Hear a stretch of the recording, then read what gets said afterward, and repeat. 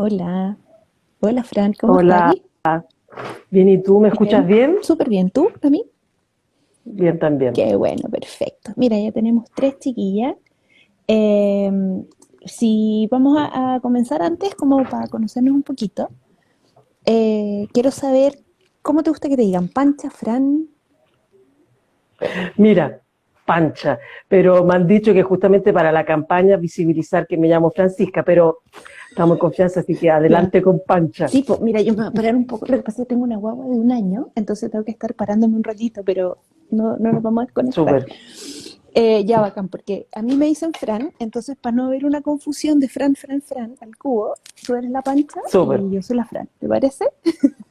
me parece. Bacán. Oye, y para comenzar entonces cuéntame un poquito, ¿quién es la Pancha? ¿Quién es la Pancha Fernández? Mira, igual me gusta la pregunta porque en general en este tipo de instancias como que no te preguntan eso. Sí. A ver, ¿quién soy? Chuta, igual obviamente la historia familiar te define. Yo creo que a mí me marca ser hija de exiliado y exiliada.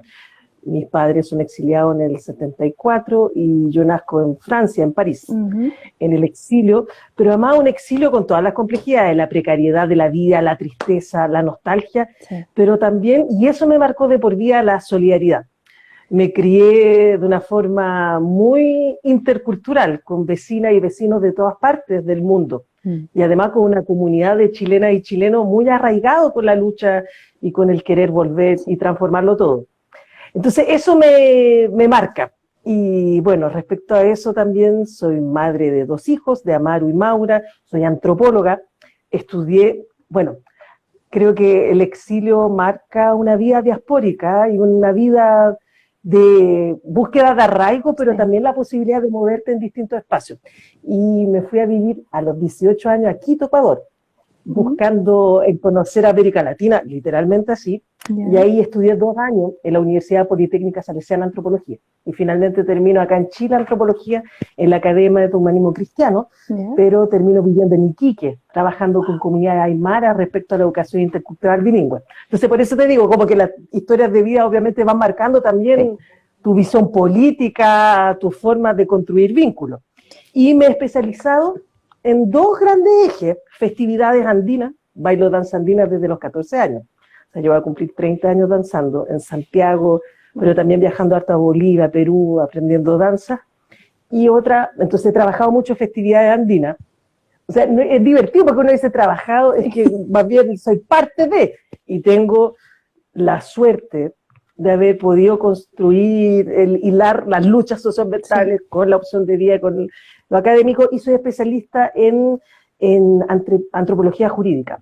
Llevo Maravilloso. por lo menos 8 años, soy perita en la defensa de imputadas, imputados indígenas, vinculado a temas de violencia hacia mujeres y disidencia y migración. Entonces, Maravilloso. también ahí he trabajado temas Qué, justamente.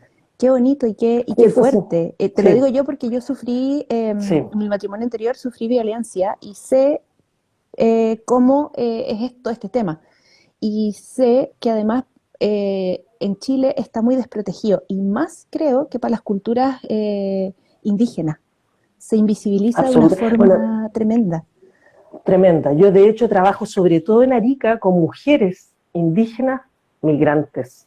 O sea, además con esa triada de opresiones, el ser Sí, mujer, el ser de pueblo originario, pero además en un país tan xenofóbico, racista, colonialista como sí, Chile, también ser migrante. Entonces, bueno, ahí tengo un trabajo importante sobre justamente mujeres en situación de cárcel, y además con todas las contradicciones, porque me defino desde un feminismo absolutamente anticarcelario, pero eso no quita que justamente el territorio de disputa es poder todas las herramientas posibles para que mujeres puedan salir libres, sí. para justamente o tener otra perspectiva, por ejemplo, cómo pensar la justicia comunitaria. Bueno, así que ahí he ido hilando eso Es un mundo y soy gigante.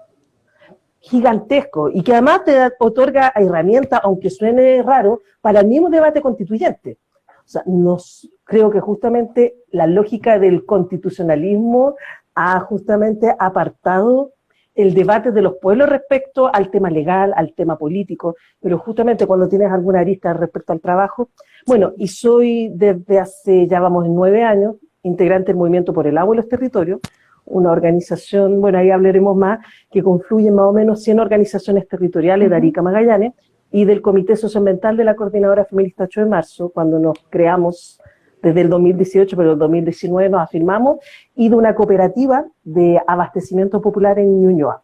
Maravilloso. Además de Cerro Blanco, mi espacio comunitario, y donde bailo con mi colectiva Cholas Disidentes. Ay, maravilloso. Así que ese es el historial. Oye, hablando un poco de cholas, de disidencias, de mujeres, esto se va súper lejos de la pauta que teníamos, pero quiero saber tu opinión y si tienes algún mensaje con lo que pasó ahora con Emilia. Mira, de hecho te agradezco, Fran, partir con eso, porque creo que justamente el tema más atingente. Bueno, ya nosotras como Comité Socioambiental y Coordinadora sacamos un escrito, pero tiene que ver con Panguipulli en el centro de la injusticia y del horror.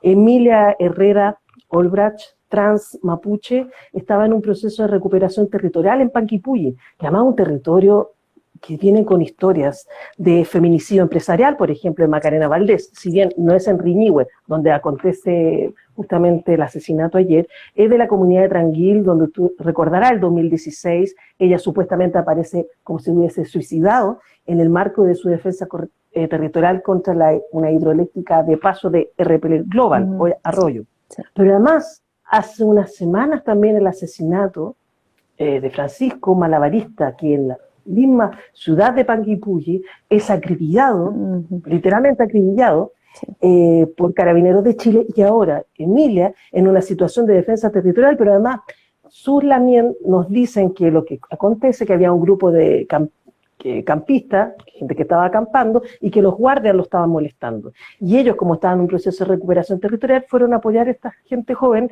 que estaba en el espacio, y 5 balas. Y una de las balas le llega en la cabeza, ella empieza a perder masa encefálica, y llega al hospital justamente donde le da un paro cardíaco y finalmente fallece. Es así que ahora, por ejemplo, en la tarde su madre estaba esperando su cuerpo, le estaban prohibiendo el acceder al reconocimiento, que es algo que sabemos que además siempre acontece, y ahora hay distintas organizaciones. De hecho, sé que hubo hace un rato una acción también en Parque Zamudio, justamente bautizado así también por otro crimen de odio. O sea, entonces acá se entrecruzan todas las opresiones.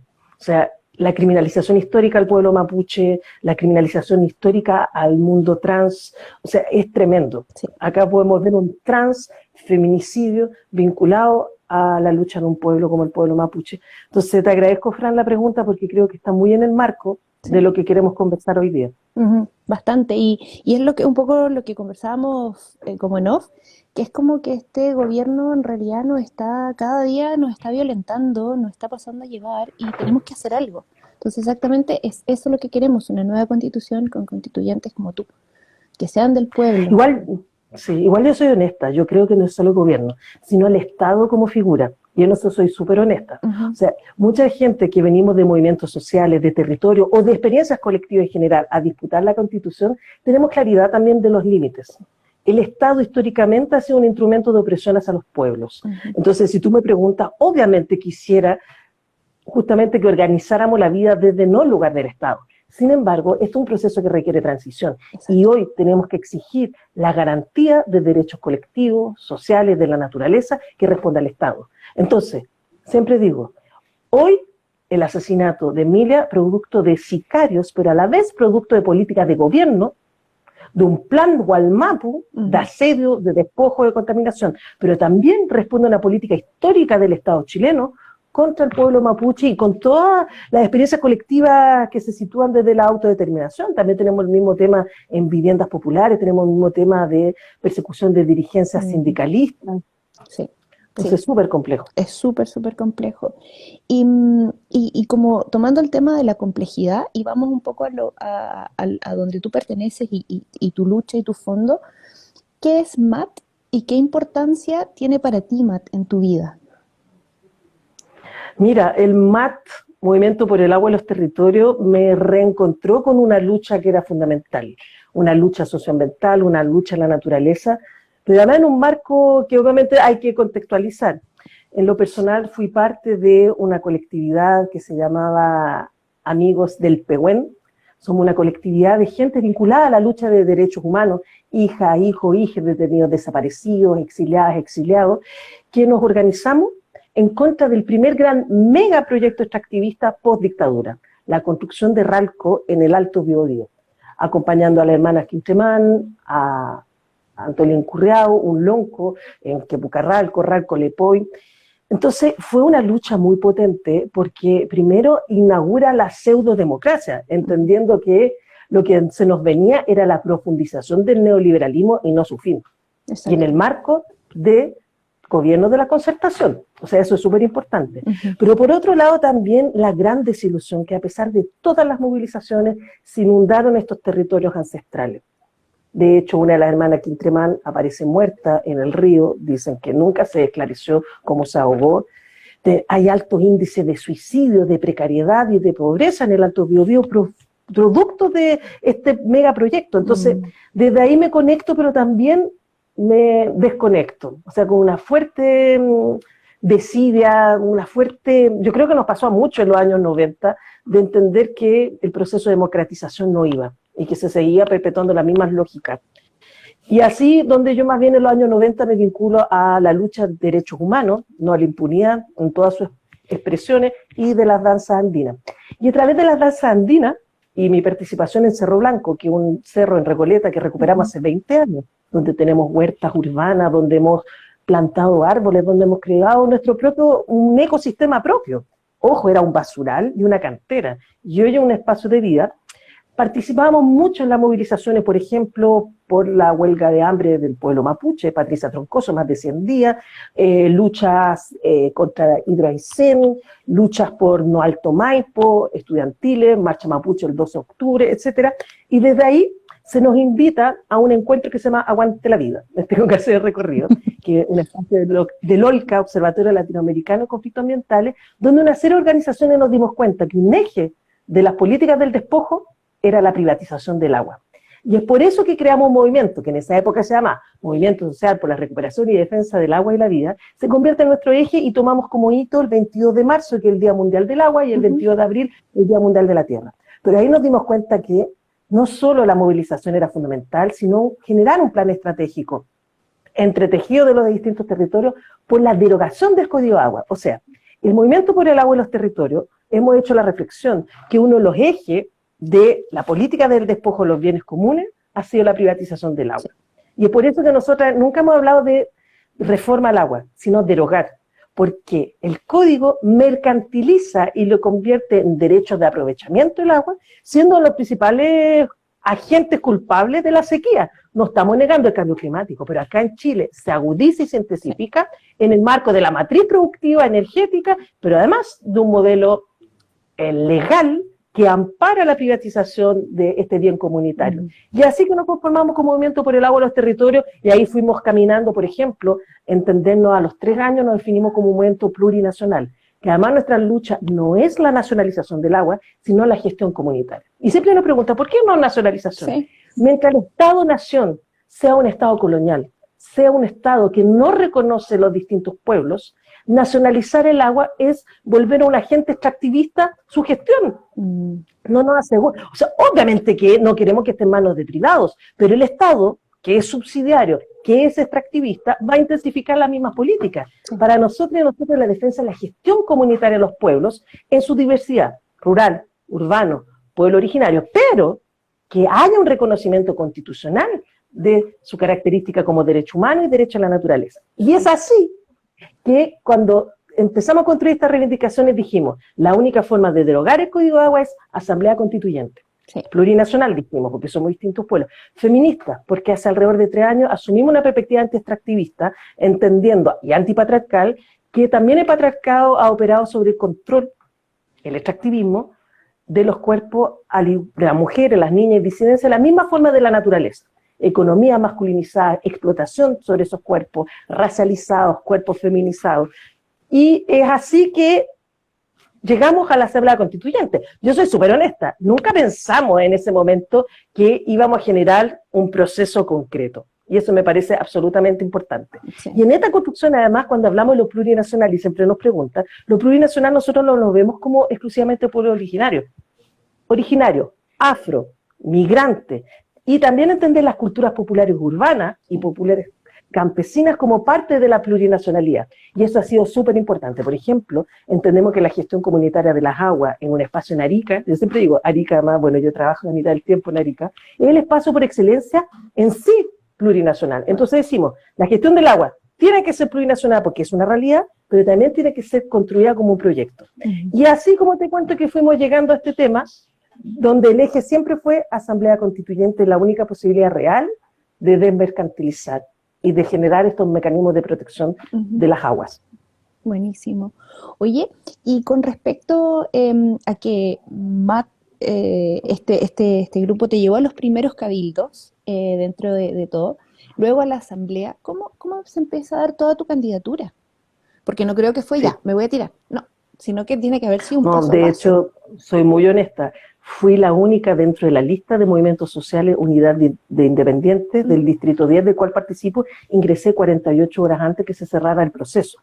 Porque el Movimiento del Agua tenemos nuestras perspectivas críticas respecto a la convención, pero finalmente decidimos en algunos territorios, somos muy diversas, también hay que entender, tenemos lecturas distintas, pero sí nos aúne nuestra defensa respecto a los territorios y de las aguas. Eso es absolutamente común. Pero respecto al proceso de la convención, tenemos claridad que no es lo que queremos y que lo que queremos seguir intencionando es por Asamblea Constituyente.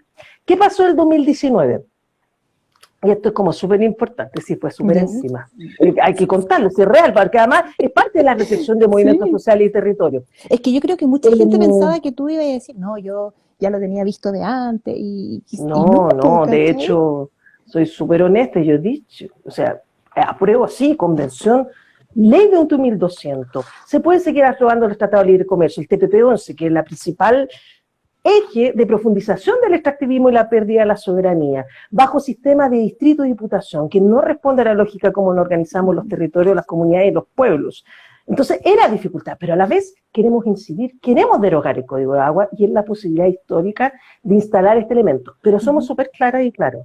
Este es el inicio. Mucha gente ve como que el final del proceso de la Constitución y es todo lo contrario. Lo vemos parte de un relato que quizás no sea la gran transformación ahora, pero es parte de una cadena de procesos. Sí. Entonces, en 2019, nosotras siempre hacemos todos los años un encuentro plurinacional.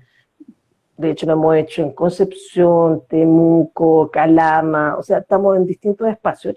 Y el penúltimo, el último fue en Panguipulli, que justamente duele tanto que el epicentro del horror ahora. El anterior lo hicimos en la Laguna Culeo, una laguna que hace 3 años se secó absolutamente. Y ahí decidimos, antes de la revuelta, 2019, marzo, hacer cabildos por el agua. Porque si dijimos, derogación del código, vía Asamblea Constituyente, ¿qué proponemos? Una gestión comunitaria, pero tenemos que hacer el debate. Y es así que propusimos de manera maravillosa cabildos por el agua, puedo insistir antes, y el primer cabildo, esas cosas mágicas, 19 de octubre del 2019.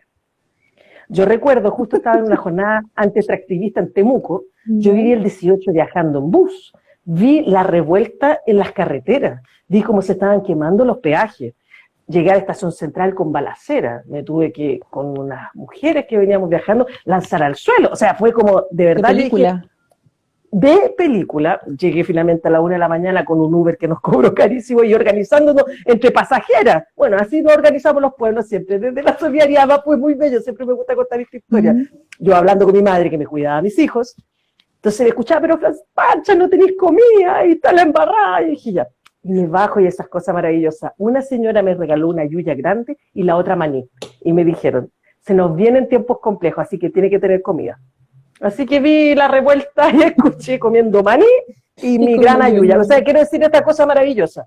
Entonces el primer cabildo era en San Pedro de Melipilla, 1 hora de Santiago, 80% de los derechos a aprovechamiento de agua, agrosuper, con un olor a mierda producto de las chancherías. O sea, estamos hablando de ese territorio en sacrificio y se hizo igual.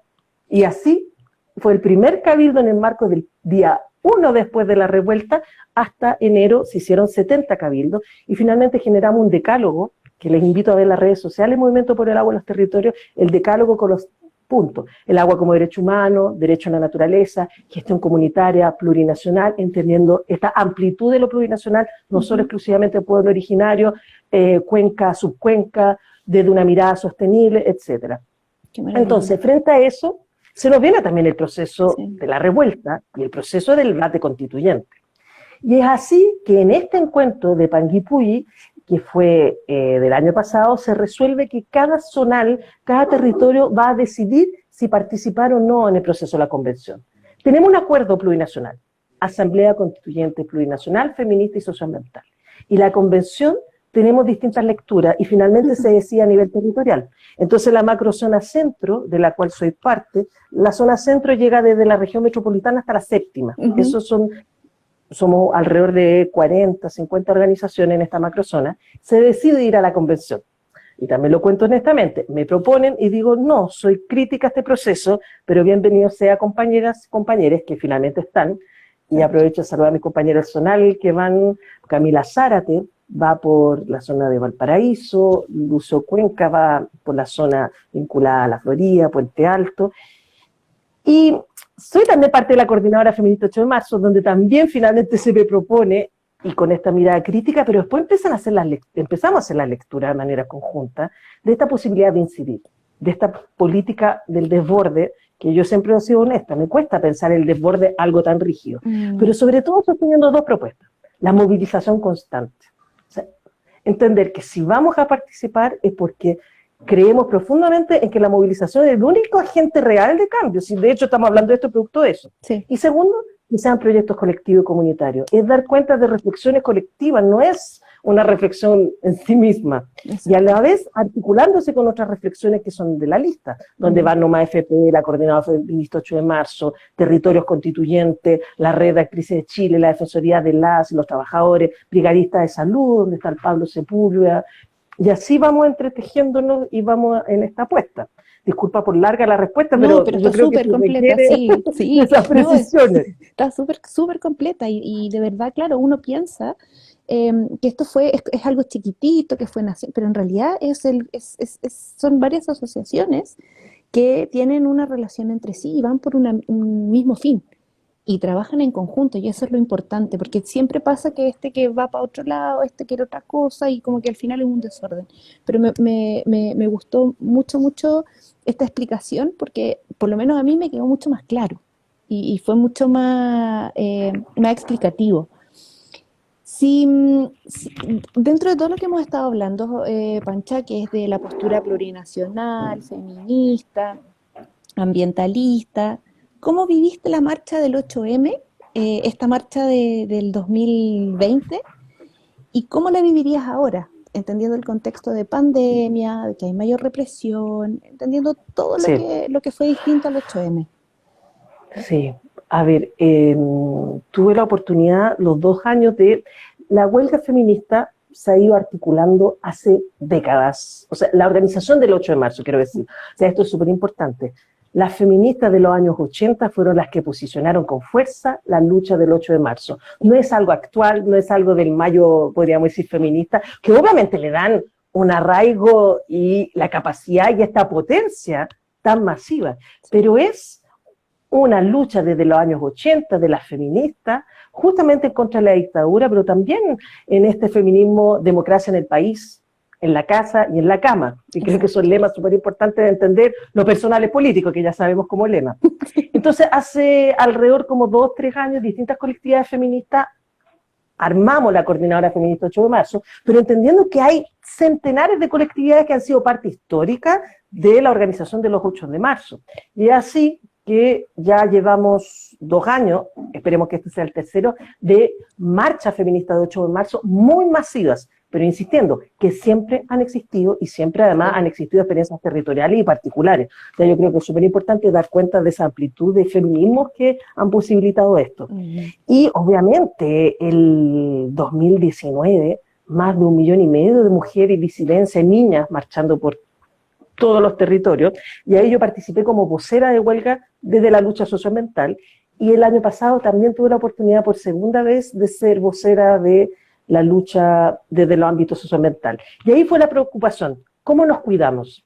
porque ojo, ya se venía la revuelta, represiones, tenemos compañeras mutiladas de trauma víctima ocular, tenemos compañeras que han sido agredidas, Sí. presas, o sea, teníamos que generar una política de cuidado.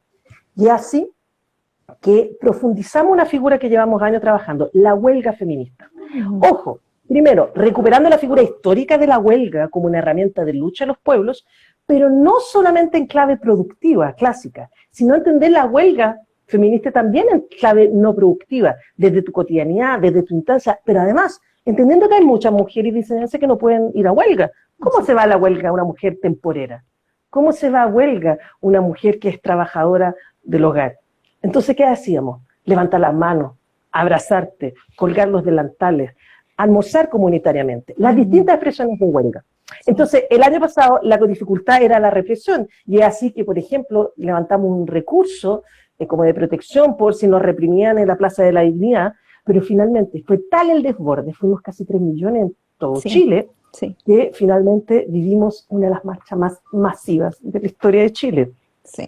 Maravillosas, con gran contención, pero ojo, donde vivimos represión, hubo un momento que nosotras íbamos muchas compañeras de distintos comités de organizaciones feministas en el lienzo, y era tal nivel de mujeres, disidencia y niñas en el espacio maravilloso, que tuvimos por el cerro Huanhuelén, más llamado Santa Lucía, bordear para llegar a la Biblioteca Nacional. Teníamos distintos puntos feministas.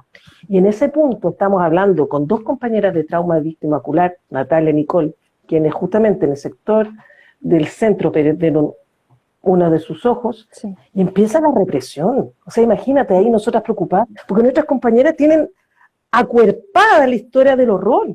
Entonces, lo vivimos con mucho ahínco, con esta potencia de ser millones, pero nuevamente bajo los focos de represión.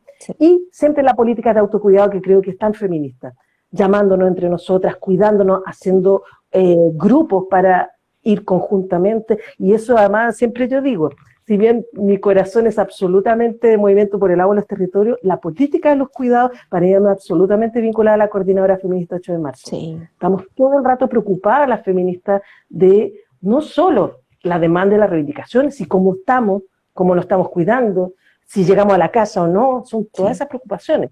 Entonces, ¿cómo se nos viene este 8 de marzo? Complejo. Saludo a mi compañera Fafi, en este caso, del Comité Socioambiental. Ella va a ser la vocera de la huelga feminista del Comité Socioambiental, una gran luchadora, semi-aconcagüina Valle Mapocho, y nos va a tocar ser una más como siempre lo hemos sido. Mi idea es, junto al Comité Socioambiental, ir posicionándonos como siempre lo hemos hecho, como una suerte de los comités vinculado a esto. Y nosotras, por ejemplo, el año pasado visibilizamos la lucha de los ríos de Berta Cáceres, que además fue asesinado un 3 de marzo, y este año queremos intencionar el no al TPP-11, que va a ser una demanda desde nuestros feminismos territoriales como instancia.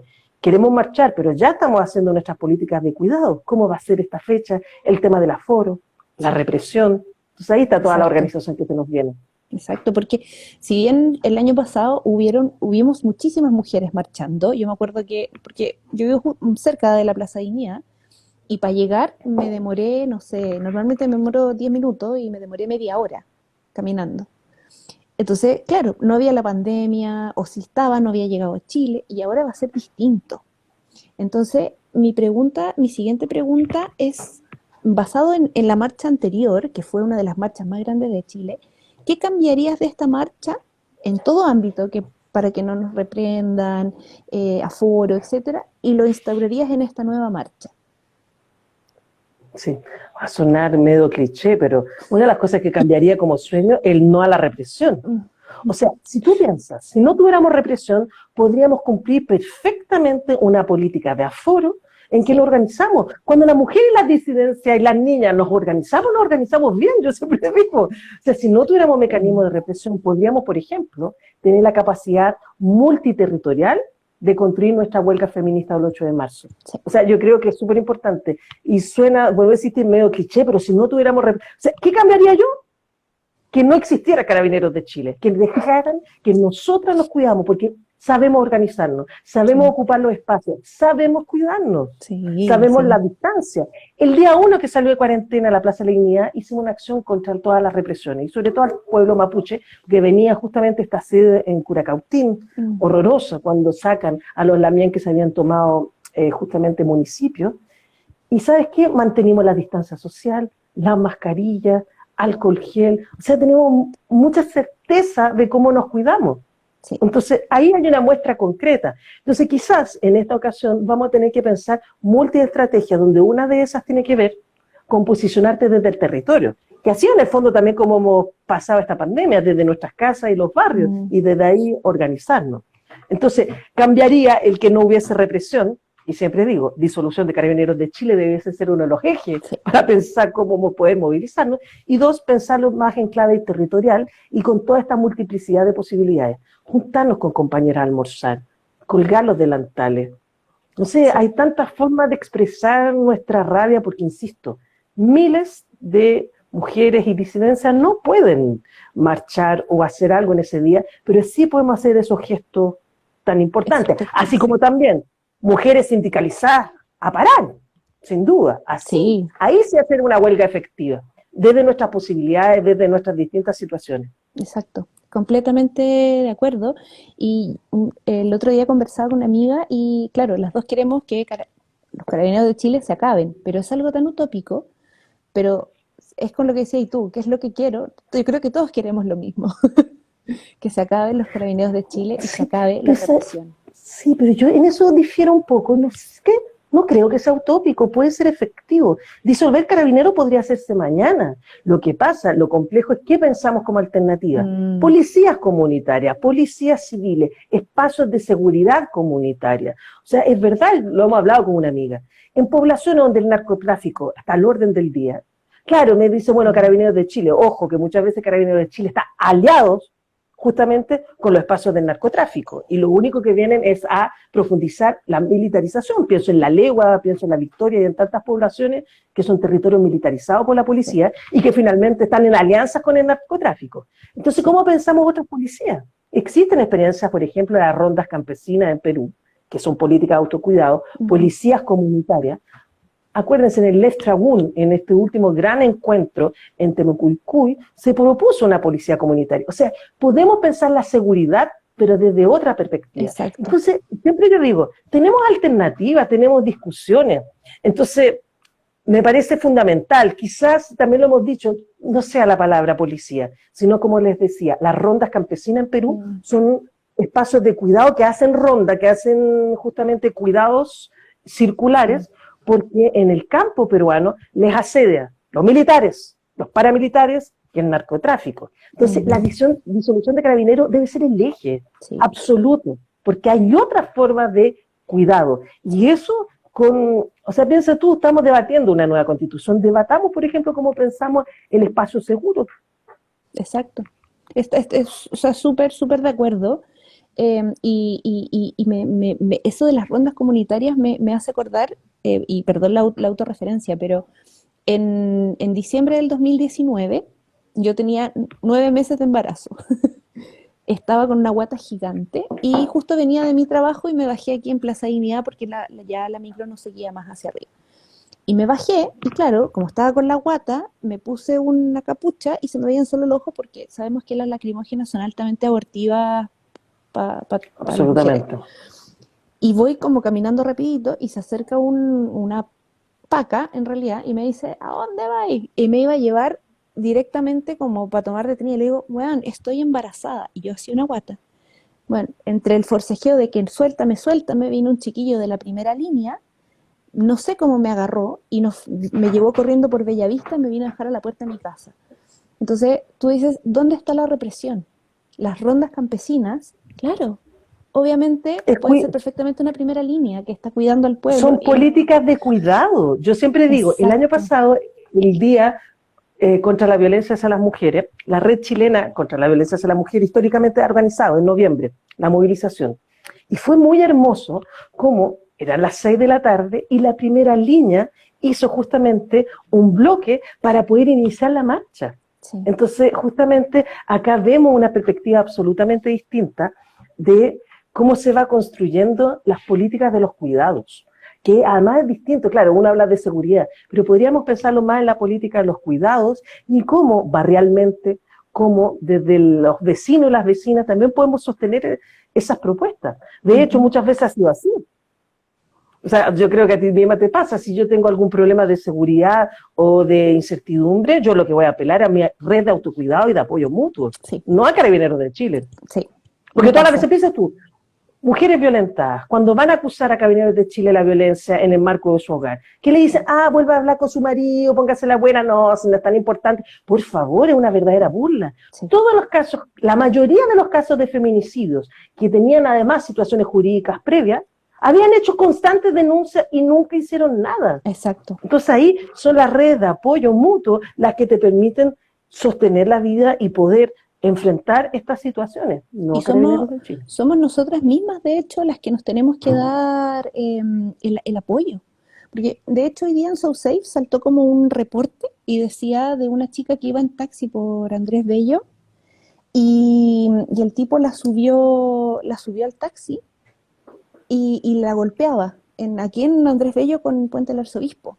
Y el taxista se bajó, bueno, el tipo al final daba la foto y la única que hizo algo fue una chica que llamó. Los pagos brillaron por su ausencia, no llegaron y entre las vecinas la contuvieron, que después a la hora ¿Sí? llegaron, pero claro, tenemos que confiar más en nosotras y en nuestra red de apoyo. Y eso pasa cuando hay una mujer violentada en la calle, somos nosotras las que saltamos a defenderla. No es el chico, Absolutamente. es... Lo mismo, los pueblos, la solidaridad de los pueblos tiene que ver con otras lógicas. Entonces Ujú. me parece súper importante entender lo que desde ahí vienen nuestras reflexiones, desde esta Sí, historia y experiencia histórica de apoyo mutuo. sí, sí. Y yo creo que bueno, yo estoy bordeando los 40 casi, y en mi época, cuando yo era adolescente, las mujeres teníamos ese concepto de tratar mal a otra mujer. Ay, no, que mira cómo se viste, que mira. Y ahora yo le decía a mi pareja, qué rico ver cómo nos hemos ido uniendo cada vez más, que ya no Sí, nos sí. fijamos en la pinta de la otra, sino que nos ayudamos colectivamente. Y eso es increíble ver ese cambio en Chile. Increíble. Hay que Súper. profundizarlo sin duda. Hay ciertos sectores que Sí, todavía no han sido tan instalados, pero sin duda aquí hay cambios culturales que tienen que ir profundizándose cada vez más y que son súper potentes. Pero también en el marco, a mí me pasa como estas contradicciones, lo que tú relatas, pero al mismo tiempo los crímenes de odio, trans, lesbo, sí, feminicidios, violencia al calor del día. O sea, sí, también me impresiona el nivel de xenofobia, racismo contra les migrantes, por sí, ejemplo. O sea, por una parte, me pasa siempre esta contradicción, con un carácter fuerte de esperanza que se han generado grandes cambios, pero por otro lado viendo estructuras históricas de represión y opresión que se siguen perpetuando. Entonces sí, estamos en ese vaivén que hace que sea súper importante seguir sosteniendo nuestras apuestas colectivas por estos cambios radicales. sí. Sí, y siempre, eso te lo encuentro mucha razón, porque siempre conversamos con amigos que son migrantes, y siempre es como, yo no soy xenofóbico, pero, y siempre viene el pero, que esconde esta xenofobia, pero es que es injusto que estén viviendo, y Chile sí es un país súper xenofóbico y tenemos que cambiar eso. Antes no lo éramos o Absolutamente. no lo veíamos tanto porque no habían tantos migrantes. Ahora hay Yo creo que más. siempre lo hemos sido. O sea, si tú ves el trato Sí, histórico a los pueblos originarios, también es una forma sí, de discriminación. Yo creo que la discriminación ha calado hondo, pero además lo peor de todo, políticas de discriminación, que muchas veces es entre los pueblos, entre los sectores más precarizados. Siempre digo, la sí, situación que hoy vivido en Colchán es tremenda, porque es un pueblo históricamente precarizado como Mundo Aymara, donde el Estado justamente no ha existido política real, sanitaria, educacional, exacto. vial, y donde además migrantes venezolanos y venezolanas, ante la falsedad de Piñera que daba oportunidad de venir para acá, lo que vemos es el choque de las precariedades, Sí. del horror, justamente de la indolencia ante un Mm, gobierno que no entiende que ahí hay una crisis humanitaria, sí, que agudiza la precariedad estructural del pueblo de Mara y que además perpetúa la precariedad de las y los migrantes. sí, Entonces, eso creo es que es muy cierto. importante ver esa dimensión estructural. Sí, Clara, completamente, completamente de acuerdo. Y siguiendo con esta consigna que hemos estado hablando de los feministas, los ambientalistas, quiero saber cuál es tu rol o cuál sientes que sea tu rol dentro de tu candidatura, del rol feminista, del rol ambientalista, del rol de los migrantes. ¿Cuál es el Sí. rol de la Pancha Fernández ahí? Sí, puede sonar un poco contradictorio, pero lo veo más en el marco, o sea, no contradictorio, pero veo reiterativo. Un rol absolutamente comunitario. O sea, si bien agradezco la pregunta en tanto Pancha Fernández del historial, igual le estamos dando cuenta de construcciones conjuntas y que creo que justamente es la gran potencia. Y en todo nivel, por ejemplo, soy parte de una plataforma plurinacional feminista y constituyente que hay 13 candidaturas desde Tocopilla hasta literalmente Magallanes, que nos hemos ido articulando, entendiendo que tenemos dimensiones conjuntas que decir. Entonces ya tenemos 13 compañeras que estamos construyendo un programa conjunto desde el feminismo y desde lo plurinacional. Y por otra parte, bueno, nuestra lista, hicimos un programa, la lista de Movimientos Sociales Unidad Independiente Conjunto, donde debatimos, obviamente siempre hay diferencias. Entonces ahí hay una segunda apuesta. Y por otra parte, las apuestas colectivas de los movimientos y las colectividades que una es parte, pero entendiendo que además la apuesta, y siempre lo digo, es garantizar procesos colectivos de reflexión. Creo que eso sería justamente el rol, con todo lo complejo que es. Pero es parte de nuestra cotidianidad y nuestra forma de construir lo político y nuestra reivindicación. Entonces también decíamos, bueno, si muchas de nosotras y nosotros no quedamos la convención, bueno, seguimos trabajando en nuestra asamblea, seguimos en la movilización, seguimos en las calles. De hecho, seguimos haciendo todo eso, seguimos sosteniendo la vida. O sea, sí, es nuestro quehacer. Entonces, justamente, ¿qué viene? Es a colocar esas experiencias históricas colectivas, que además tienen que ver con dos aguas. Aguas que son fuentes históricas de lucha. O sea, lo que te hablo de respecto a la gestión comunitaria, las aguas las hemos construido conjuntamente hace 9 años. Y por otra parte, estas aguas que vienen en el marco de la revuelta, como por ejemplo las asambleas territoriales que se fueron constituyendo, en su momento la CAT, ahora territorio constituyente, y otras expresiones autónomas. Entonces, justamente, lo que venimos a aportar es ese proyecto colectivo. Y además lo digo, puede ser movimientos sociales, pero también un proyecto colectivo de ser un grupo de danza, también un proyecto colectivo de ser de un barrio. O sea, hay distintas formas de ser comunidad. Entonces creo que es importante. Y ahí sí tenemos 3 ejes importantes que tienen que ver con este devenir.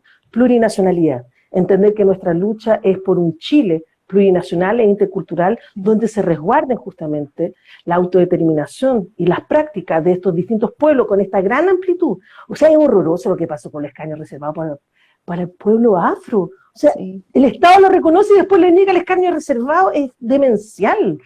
Una ley migratoria que viene solamente a criminalizar la migración, lo que queremos es una ley regulatoria efectiva donde la migración sea justamente un derecho humano. Sí. Ningún ser humano es ilegal. Entonces ahí lo plurinacional es una dimensión a aportar. Feminismo. Nuestra gran lucha es contra la precarización estructural en la salud, en la educación, la vivienda, en la tecnología, en las artes. Y por otra parte, fin a la violencia patriarcal y cómo vamos generando política. Ojo, entendiendo que la Constitución es una arista más, sí, porque después viene la complejidad, una nueva Constitución, pero después cómo vamos generando leyes y cómo creamos nueva institucionalidad que se haga efectiva, entendiendo que no es la panacea, sino es un momento y que lo que queremos es transitar a un cambio estructural y socioambiental. Hay nuestra lucha a la protección de los ecosistemas bajo la figura de derechos de la naturaleza, que además hay experiencia histórica en Abya Yala, gestión comunitaria de las aguas, soberanía alimentaria, defensa de las semillas justamente nativas y economías territoriales. ¿Cómo transitamos a un modelo, o sea, hacia una sociedad no extractivista, entendiendo lo mismo que es un proceso, bajo, por ejemplo, política de justicia restaurativa? ¿Cómo restauramos territorios que ya no tienen vuelta atrás, como los territorios de sacrificio? Mejillones, sí, Coronel, Quintero Puchuncaví. Se viene un gran trabajo, porque es lo que decís sí, tú. Pero esos son 3 ejes. Pero ojo, es un trabajo que ya llevamos mucho tiempo las colectividades reflexionando en torno a eso. La Coordinadora Feminista 8 de marzo hemos sido parte de la gestión de 3 encuentros plurinacionales de las y les que luchan, y hay un programa feminista. Entonces, nosotras siempre decimos, tenemos mandatos colectivos de ciertos procesos que se han dado. Entonces, siempre soy como muy enfática porque muchas veces te preguntan, bueno, ¿y usted qué haría respecto a? Dije, bueno, no es usted, nosotros respecto a esta reflexión. Obvio que yo tengo también ciertos posicionamientos y lecturas sobre un hecho. Exacto. Pero acá lo que estamos tratando de garantizar son estas reflexiones colectivas. Sí, y yo creo que eso cuesta y eso es lo que falta también entender, que es una ayuda colectiva, pero que no va a ser inmediato, sino que va a tomar un tiempo y en un periodo largo, pero se van a ver los frutos y de a poquito se van a ir viendo los pequeños avances. Sí, Creo y vuelvo a que insistir, y solo la movilización es la que nos va a generar la real incidencia y el real política del desborde y el salto de los torniquetes, como hemos llamado. sí, Hemos ido saltando un torniquete tras torniquete, pero de verdad, si no hay movilización, no hay forma de generar estos cambios tal cual, estructurales. tal cual. Y debido a estas nuevas movilizaciones que se han dado, que vemos que nuevamente estamos en dignidad, luchamos y todo, y cada día la gente se va dando cuenta más de todo lo que está mal en el país. ¿Tú qué esperas de la nueva constitución? Mira, lo que espero tiene que ver con un horizonte transformador que le dé un puntapié inicial. Vuelvo a insistir, no el fin, sino justamente un proceso que derive en un cambio estructural. Yo siempre digo, el Estado es una figura de opresión, pero me parece falar en este momento decir fin al Estado, no lo voy a hacer. Entonces, ¿qué queremos? Fin al Estado subsidiario y a los mecanismos de centralización. Eso es fundamental. El Estado subsidiario es lo que finalmente mercantilizó y privatizó todos los bienes comunes. Entonces, ¿qué decimos? Un Estado garante de derechos sociales colectivos e individuales y de los derechos de la naturaleza, en clave plurinacional e intercultural, donde además hay una gestión territorial que permita trascender la lógica de las regiones, que no hay que olvidar que viene el modelo de la dictadura cívico-militar. Entonces, ¿qué es lo que esperamos? Directrices que nos permitan repensar los territorios, repensar la política, pero que de verdad tenga arraigo de cómo se transforma. Doy un puro hecho. Si logramos derogar el Código de Agua, va a ser una de las luchas más importantes, porque sin agua no hay vida, no hay otra lucha que se pueda sostener. Exacto. Y estamos en un nivel de crisis ecológica que tiene carácter de urgencia, tomar medidas serias respecto al cuidado, la protección de los ecosistemas, de la naturaleza. Entonces, ahí hay una dimensión fundamental desde lo socioambiental, desde una constitución que permita garantizar. Pero ojo, hay en América Latina maravillosas constituciones, pero que finalmente sigue siendo la economía extractivista la que está generando el modelo societal. Entonces, por eso decimos, es disputar las directrices, es disputar la construcción de lo político, pero por otra parte es seguir sosteniendo las experiencias territoriales, autónomas, las incidencias desde las organizaciones populares. Exacto. Entonces, no es sencillo, siempre decimos. O sea, acá ingresamos a un debate institucional. Y ojo, siempre decimos, no es cualquier elección. Nosotras y nosotros en lo constituyente no venimos a disputar el lugar del Estado. Ojo, sino venimos a reflexionar en un proceso de 2 años respecto a cuáles serían las directrices de dónde pensar una nueva constitución. Y después además seguir movilizándonos respecto a esa aplicación y además también con todas las tensiones de la figura del 2/3, cuáles son los cambios reales y efectivos que vamos a poder generar con esos amarres. Por eso volvemos a insistir siempre que la movilización es el eje transformador. Siempre, para todo, de hecho. Y, y yo quiero saber de esto dentro de este eje transformador, ¿qué puntos crees tú dentro de todo lo que se está proponiendo son los puntos fuertes que planteas para esta nueva constitución? Mira, nosotros dijimos como lista y como gente vinculada a movimientos sociales, uno, la reglamentación. O sea, la disputa tiene que ver la conformación metodológica de cómo se van a tomar las decisiones y se va a deliberar. Entonces, el reglamento va a ser la disputa del día 1. Piensen ustedes que ya tenemos, el 21.200 nos restringe la figura del 2/3. Ojo, es una camisa de fuerza, pero también lo hemos debatido dentro de movimientos sociales, que esa camisa de fuerza también puede ser una figura que nosotras y nosotros podamos utilizar al revés. Entonces, ¿qué decimos? La posibilidad que la reglamentación establezca plebiscitos intermediarios. Cuando haya ámbitos que no se han logrado consenso, llamar a plebiscito. En muchos países del mundo se plebiscita sobre tu presupuesto, se plebiscita sobre el aborto, se plebiscita sobre todo. 2, leyes de iniciativa popular. Recuperar una figura histórica que tienen los pueblos que en Chile no existe. ¿Cómo? Desde distintas colectividades tú propones una ley. Por ejemplo, nosotros tenemos una propuesta de gestión comunitaria. Presentarla como una iniciativa de ley popular de donde se pueda debatir. Y tercero, referéndum revocatorio. Chile hoy no existe los referéndums. O sea, es insólito que Piñera siga con un bajísimo índice de aprobación en el gobierno. Acá realmente no existen esas figuras. Entonces, si logramos disputar la reglamentación y logramos colocar estos elementos como herramienta va a ser uno de los ejes fundamentales, porque volvemos a insistir, acá la columna vertebral de la precarización del despojo de todo es el Estado subsidiario. Y esa va a ser mi primera gran disputa. No puede haber reconocimiento de los derechos a la naturaleza, derecho a la ciudad, derecho a la vivienda, derecho a la salud, derecho a la educación, un eje tan importante del movimiento estudiantil disputado, si seguimos teniendo la columna vertebral del Estado subsidiario y el Estado centralista. Entonces, la reglamentación y la figura del régimen político son los dos grandes ejes que nos van a permitir después estructurar todas las otras dimensiones. Exacto, exacto, completamente. ¿Y tú crees que dentro de ese eje que nos van a permitir, crees que en alguna oportunidad nos permita regularizar el aborto? Más que Lo veo, sí, lo veo súper complicado. Me pasa lo mismo con el agua. O sea, el tema, por ejemplo, del aborto, todavía hay toda una carga moral que siempre lo hemos dicho. El asegurar una ley del aborto no es obligar a que tú abortes, es asumir una realidad en que las mujeres y las niñas son las más precarizadas y donde hay una situación de clase. Mueren las mujeres y las niñas pobres. Entonces, una ley del aborto es garantizar como un espacio de salud justamente la lucha por la vida. Nosotros decimos, eso es luchar por la vida de una mujer y una niña. Fin a la precariedad, fin a la pobreza. Entonces, ahí hay un tema de un feminismo de clase que es súper importante decir. Entonces, bajo esta perspectiva, con un país tan tradicionalista, nos queda mucho. Pero ya estamos hablando de esto. Piensen ustedes, yo pienso hace unos 10 años atrás jamás me hubiese atrevido a andar con un pañuelín verde en la calle. Hoy nos reconocemos con esos pañuelos. Sí. Lo que sucedió en Argentina, una maravilla, pero ojo, quiero señalar la dimensión colonial.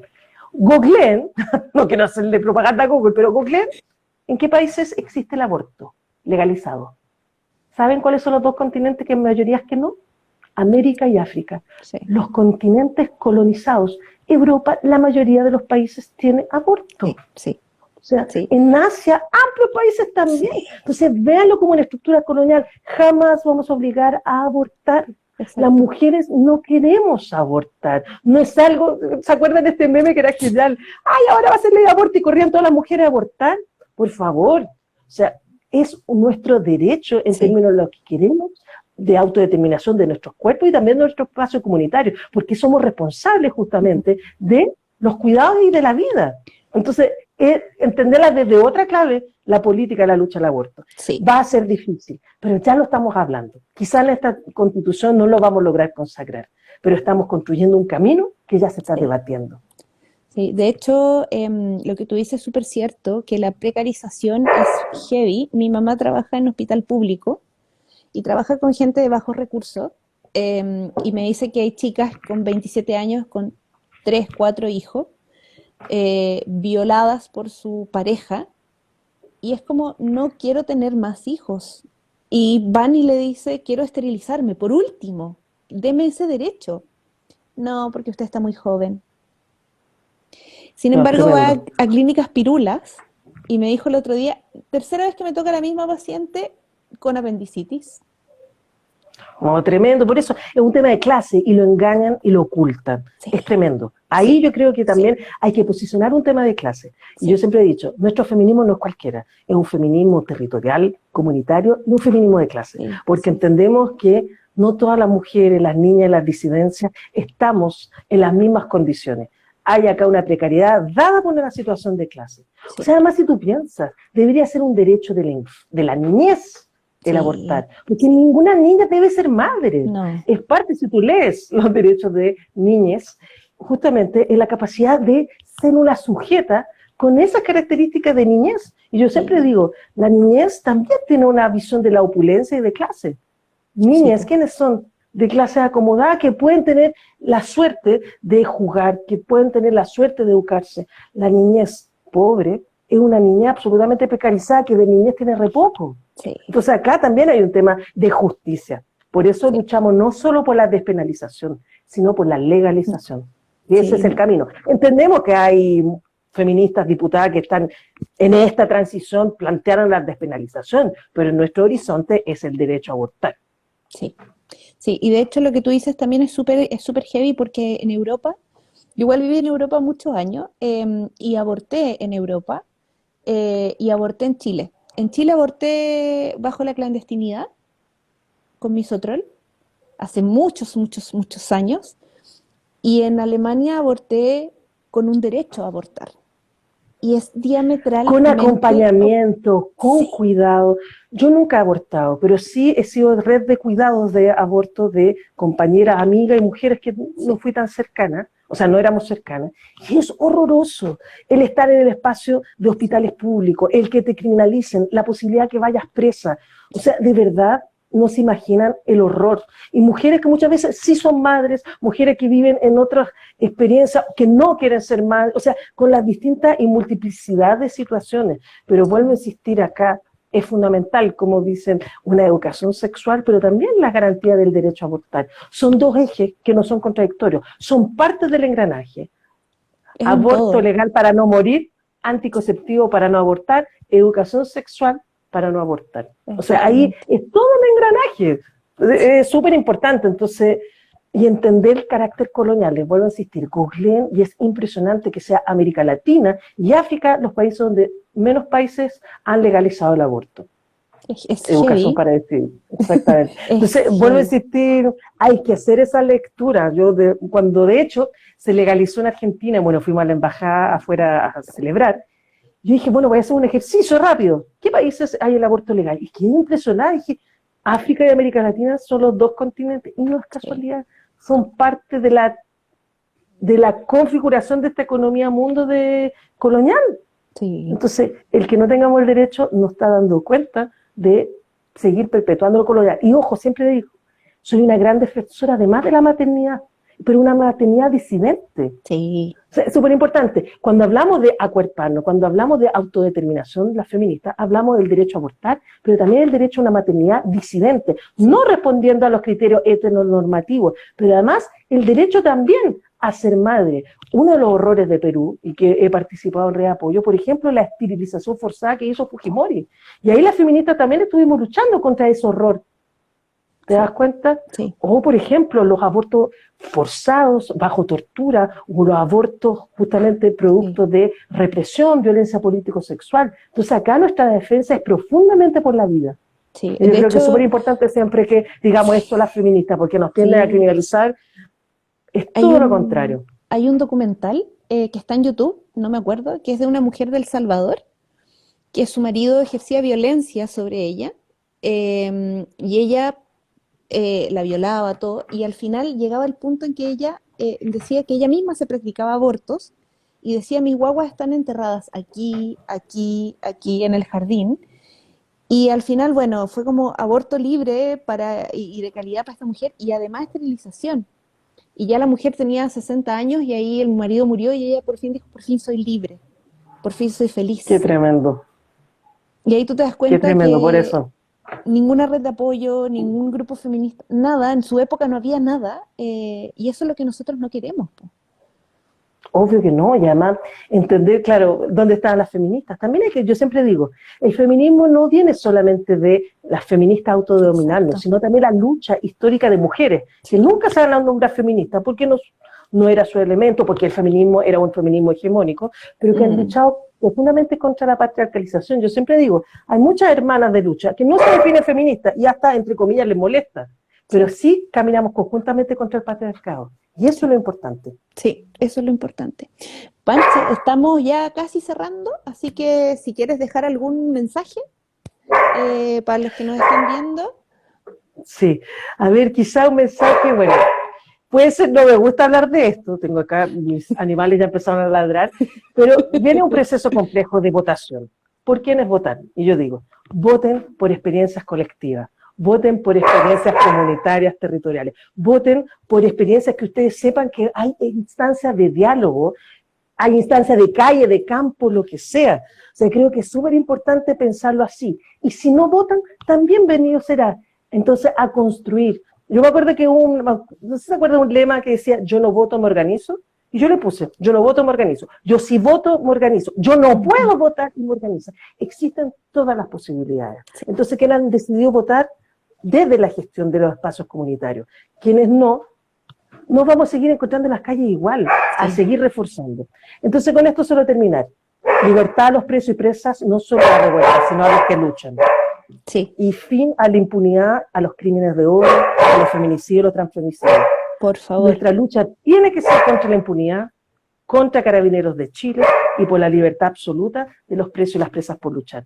Así que con eso terminaría y de verdad estas instancias son las más lindas de todas porque muchas veces en esta lógica de candidatura que me carga son preguntas como insidiosas y no tienen que ver con los flujos de los diálogos, o sea, así hemos construido todas nuestras propuestas. Sí. Entonces agradezco mucho a las feministas de Providencia y a ti en particular, Fran, de verdad en este calor de conversar lo que hemos ido sosteniendo Y te conjuntamente. agradezco a ti, Pancha, por toda la paciencia, por los WhatsApp, por esto, así que, no, un abrazo No, grande.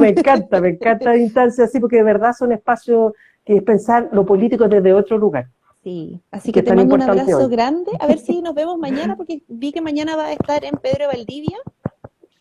Sí, voy a estar de esquinazo si me quieren visitar, pero al día con Ida Raza, conversando, son cosas, es mi primera experiencia, creo que Pero, la próxima semana va a ser semana completa en San Joaquín, voy a estar en La Legua, en Departamental con la Industria, ahí también con gente cercana donde llevo años bailando en San Joaquín, así que ahí maravilloso. haciendo estas mixturas. Y nosotros nos vemos mañana, un abracito así de lejos, pero yo mañana voy a verte un ratito. Y arriba los y les que luchan, y de verdad, con todo sino pa' qué, que fue el gran lema, lo encuentro maravilloso. En todo el Gracias. ámbito de cosas. Sí, obvio. Y nos vemos mañana. Un besito, muchas gracias por esta instancia.